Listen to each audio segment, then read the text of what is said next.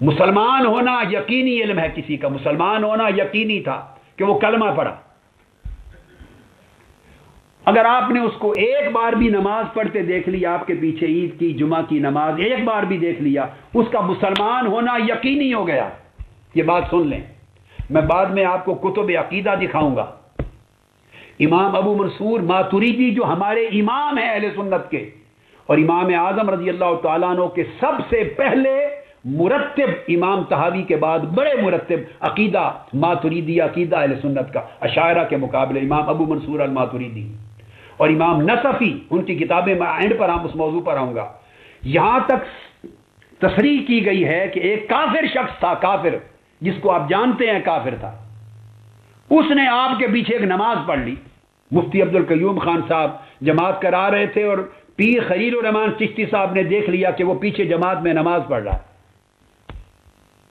شیخ الحدیث صاحب نماز پڑھا رہے تھے تو علامہ سیالوی صاحب نے دیکھ لیا کہ پیچھے نماز پڑھ رہا ہے۔ انہوں نے دیکھ لیا کہ نماز پڑھ رہا ہے، کافر ہے، کافر نماز پڑھ رہا ہے، اور بعد میں اس کا کوئی عمل نہیں دیکھا آپ نے، بعد میں کہ آپ کوئی تعین کر سکیں۔ ہمارے ائمہ احناف اور ائمہ اہل سنت نے لکھا ہے کہ اس کا نماز پڑھنا فقط، باقی کوئی بات آپ کی اس سے نہیں ہوئی، یہ دلالت کرے گا کہ وہ مسلمان ہو گیا۔ اس کا نماز پڑھنا اس کے مسلمان ہونے پر دلالت کرتی ہے۔ نہ اس نے آپ کے پاس کلمہ شہادت پڑھا، نہ آپ نے کلمہ شہادت سنا، نہ اس کو مزید کچھ مسلمانی کے اعمال کرتے دیکھا، نماز پڑھی پیچھے آپ کے، تھا کافر۔ اب قاعدہ ایک ہے، یہ تو دین اور عقیدہ اپنی مرضی کا بنا لیں، جو اپنی جماعتیں تنظیمیں بنا رکھی ہیں، کہیں کہ ہم امام اعظم کو ریپلیس کرتے ہیں، اپنی مرضی کا بنا لیں، پھر اپنے فتوے چلا لیں۔ اور اگر آپ خود کو حنفی کہتے ہیں، اہل سنت کہتے ہیں، ماتریدی کہتے ہیں، کسی کے مقلد ہیں، تو پھر اماموں کو مانیں۔ یہ امام نصفی کا قول میں دے رہا ہوں، امام ماتریدی کا قول دے رہا ہوں، یہ مذہب امام اعظم ابو حنیفہ دے رہا ہوں رضی اللہ تعالیٰ عنہ۔ اینڈ پر یہ کتابیں دکھاؤں گا میں آپ کو جب اس کی باری آئے گی۔ کافر ہے، اس نے پیچھے نماز پڑھ لی، تو فرماتے ہیں اس سے اس کا مسلمان ہونا دلیل کافی ہو جائے گی۔ اب اس پر بحث ہوئی، کیوں بحث ہوئی؟ کیوں؟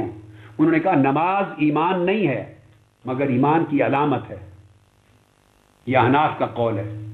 اشاعرہ اور ہمارے مابین اختلاف، انہوں نے کہا عمل بھی ایمان کا حصہ ہوتا ہے۔ امام اعظم نے کہا عمل ایمان کا حصہ نہیں، تصدیق و اقرار ایمان ہے۔ تو نماز پھر کیا ہے؟ نماز ایمان کی علامت ہے، دلیل ہے۔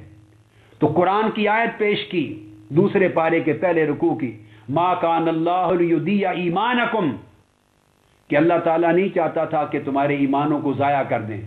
وہ ایمان کیا تھا؟ بیت المقدس کی طرف منہ کر کے جو نماز پڑھتے تھے، اس کو قرآن نے ایمان کہا ہے۔ نمازیں، کیونکہ صحابہ نے پوچھا تھا یا رسول اللہ جو فوت ہو گئے تحویل قبلہ سے پہلے بیت المقدس کی طرف منہ کر کے نمازیں پڑھتے پڑھتے، ان کا حکم کیا ہوگا؟ اس پر قرآن نے کہا ما کان اللہ لیضیع ایمانکم، اللہ تعالیٰ تمہارے ایمانوں کو ضائع نہیں کرے گا۔ تو ان کی نمازوں کو ایمان کہا، نماز کو ایمان کہا۔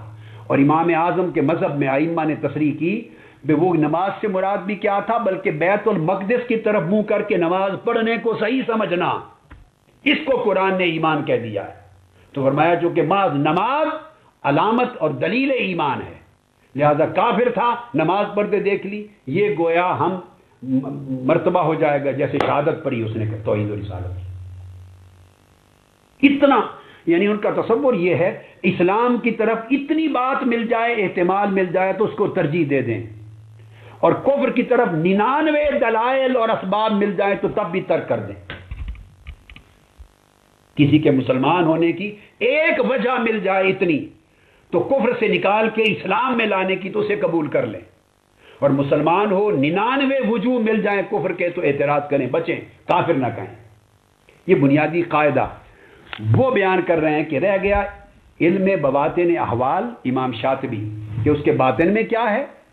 فرمایا حکم قطعی طور پر قطعی طور پر حکم یہ ہے کہ ظاہر پہ ہوگا، عقائد میں بھی اور احکام میں بھی۔ رہ گیا یہ کہنا کہ اس کے باطن میں نیت میں یہ تھی، اس کے اندر یہ تھا۔ وہ فرماتے ہیں کہ اگر لئن فتح ھذا الباب، اگر یہ ایسا باب کھول دیا جائے، امام شاطبی اصول دے رہے ہیں، کتاب المقاصد میں اپنی الموافقات کی القسم الثالث کتاب المقاصد فرماتے ہیں اگر یہ باب کھول دیا جائے علماء پر اور مفتیوں پر کہ وہ ان کے باطن کے حال پر فیصلے کرنے لگیں اسٹیجوں پر اور تقریروں کرنے پر، پھر غیر مفتی غیر عالم، اس کی نیت یہ تھی، وہ اس نے جب ٹھیک ہے کلمہ تو کفر کا نہیں کہا، آقا علیہ السلام کا نام تو نہیں لیا، قرآن کا نام نہیں لیا، اللہ کا نام نہیں لیا، کتاب و سنت کا نام نہیں لیا، آقا علیہ السلام کا نام نہیں لیا، نام تو اس نے ضیاء الحق کا لیا یا نواز شریف کا لیا یا فلاں کا، اس کو کالا قانون کہا، مگر اس کی نیت یہ تھی۔ یہ جو مگر کے بعد جملہ لگ رہا ہے اس کو 1400 سال کے اماموں نے رد کر دیا ہے۔ یہ مگر کے بعد کی بات اللہ جانتا ہے، مخلوق نہیں جانتی، مگر نیت یہ تھی، یہ فیصلہ اللہ کر سکتا ہے، یہ آپ کا اور میرا حق نہیں ہے۔ اس لیے فرماتے ہیں اگر یہ باب کھول دیا جائے کہ اس کے باطن میں نیت یہ تھی، قصد یہ تھا، تو فرماتے ہیں کہ پھر ظواہر احکام کی ترتیب بھی برباد ہو جائے گی، شریعت کے حکم بھی خلط ملط ہو جائیں گے۔ فرماتے ہیں فَإِنَّ مَنْ وَجَبَ عَلَيْهِ الْقَتْلُ بِسَبَبٍ ظَاهِرٍ فَالْعُذْرُ فِيهِ ظَاهِرٌ وَاضِحٌ، اگر تو ظاہری قول اور فعل کے اوپر اس پہ قتل واجب ہوا تو پھر تو عذر ظاہر ہے، وہ بڑا کلیئر ہے کہ ظاہراً اس کا قول و فعل دلالت کر رہا ہے قطعی طور پہ صراحت کے ساتھ کفر پر، کلیئر ہو گئی بات۔ لیکن وہ کہتے ہیں وَمَنْ طَلَبَ قَتْلَهُ بِغَيْرِ سَبَبٍ ظَاهِرٍ بَلْ بِمُجَرَّدِ أَمْرٍ غَیبِیٍّ، اور کسی شخص کو ظاہر قول تو نہ ملے اس کے کفر کا صراحت کے ساتھ، مگر وہ امر غیبی کی بنیاد پر فیصلہ کرے کہ اس کے دل میں نیت یہ تھی، ہم اس کو جانتے ہیں، اس کا قصد یہ تھا، ان تمام کلمات کہنے سے اس کی مراد یہ تھی، اس کے دل کا اشارہ ادھر تھا، اگر یہ امر غیبی کی بنیاد پر فیصلہ کرے تو فرماتے ہیں تو پھر تو جو خواطر اور رجحانات بندے کے اور خیالات بھی بڑے برباد کرنے والے اور ظواہر کو بھی تخت و تاراج کرنے والے ہیں۔